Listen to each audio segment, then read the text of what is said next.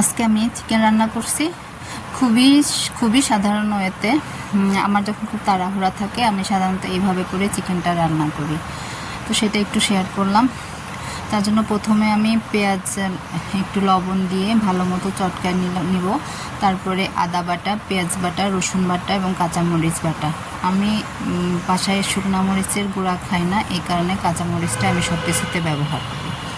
তারপরে হলুদের গুঁড়া, ধনের গুঁড়া, জিরা গুঁড়া আর গরম মশলার গুঁড়া। আমার বাসায় কেউ আমরা গোটা মশলা পছন্দ করি না, মুখে পড়লে খারাপ লাগে, এই কারণে আমি এই গরম মশলা দিয়ে মুরগির জন্য এই মশলাটা রেডি করে রাখছি। তারপরে ভালো মতো মেখে মাংস দিয়ে ভালো মতো করে মাখায় নেব। তারপরে একটু টমেটো সস দিলাম, দিয়ে আবার একটু মেখে নিয়ে তখন মুরগিটা দিব।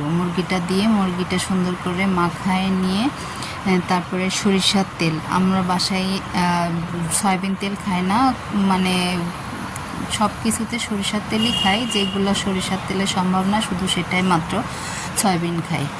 সরিষার তেল দিলাম, দিয়ে ভালো মতো করে আবার মেখে, খুব একটা পানি দিব না, জাস্ট আমার হাতটা ধুয়ে যেইটুকু পানি ওইটুকুই দিয়ে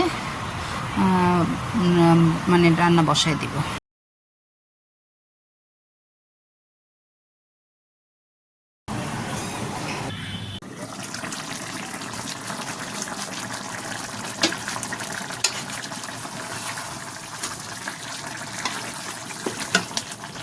এবার আমি এই পর্যায়ে কিছু আলু দিব। আমি মাংসতে আলু খুব পছন্দ করি, আপনারা চাইলে এটাকে স্কিপ করতে পারেন।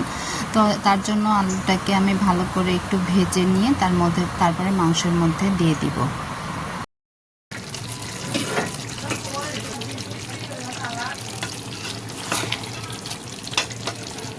আমার মাংসটা প্রায় হয়ে এসেছে। এই পর্যায়ে আমি একটু টালা জিরার গুঁড়া আর গরম মশলার গুঁড়া উপর থেকে ছিটায় দিয়ে সাথে একটু পেঁয়াজ বেরেস্তা দিয়ে দিলাম। আমার চিকেনটা সম্পূর্ণ রান্না শেষ হয়ে গেছে।